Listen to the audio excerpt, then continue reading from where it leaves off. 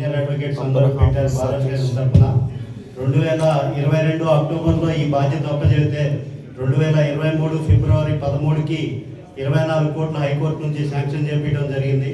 ఆ తర్వాత గత ప్రభుత్వ హయాంలో అడ్మినిస్ట్రేటివ్ శాంక్షన్ కోసం తిరగడం జరిగింది.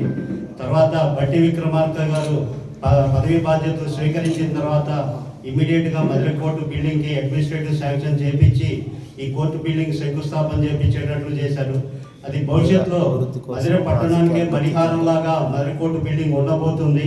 అది మీ గతంలోనే ప్రెస్ మిత్రులందరికీ ఆ మోడల్ ఫొటోస్ పంపించాము. శరవేగంగా అభివృద్ధి చెందుతున్న మధురపట్నం అభివృద్ధి బాటలో పడాలి అని అంటే మీ అందరికీ తెలుసు, పోయిన పాలకవర్గం కాకుండా అంతా ఉన్నాను.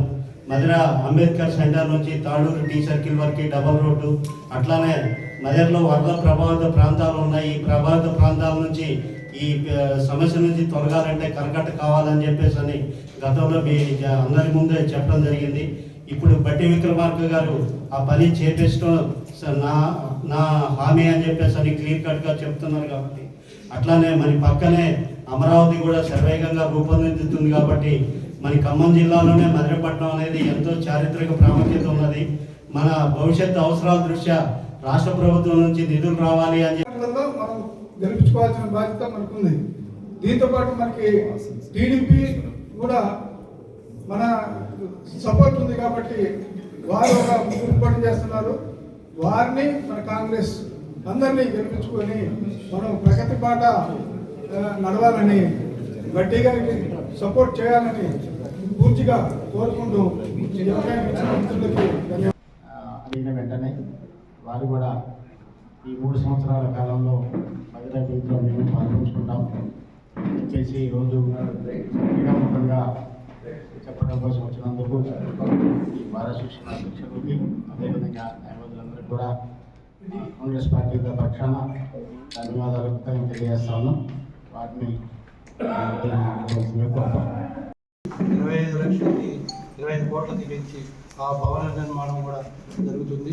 అందువల్ల బట్టి గారు ఈ కాంగ్రెస్ వచ్చిన 2 years ప్రాంతంలో మధురపట్నం లాగా చేయడం జరిగింది. ఎందుకు కూడా ఈ పీరియడ్లో కోర్టుకి ఖమ్మం జిల్లా కొన్ని కేసులు ఎడిషనల్ కోర్టు సత్తుకుండా పెట్టారు. కాబట్టి ఇక్కడ నుంచి 70-80 వేలు ఈ మిగతా కేసులు అక్కడ నడుతున్నాయి. ఈ బట్టి గారి ఆధ్వర్యంలో మళ్ళీ మాకు ఎడిషనల్ జిల్లా కోర్టు రావాలని, మళ్ళీ అట్టగనే 2 కోర్టుకే బిల్డింగ్ తయారవుతుంది. అందువలన మళ్ళీ ఇంకా 2 కోర్టుకు బిల్డింగ్ కోసం శాంక్షన్ చేయాలని చెప్పి మా కోర్టు అభివృద్ధి కూడా మున్సిపాలిటీలో పరిధిలో కాబట్టి ఇక్కడ నియోజకవర్గ ప్రజల సౌకర్యాలతో మేము కూడా ఈ కోర్టు సముదాయాన్ని మళ్ళీ పెంచి అభివృద్ధి చేస్తారని ఆశిస్తూ మేము ఈ మున్సిపాలిటీ ఎలక్షన్లో కాంగ్రెస్కి సపోర్ట్గా చేసి మున్సిపాలిటీ కాంగ్రెస్కి రావాలని చెప్పి మేమందరం సపోర్ట్గా ఆశిస్తూ సెలవు.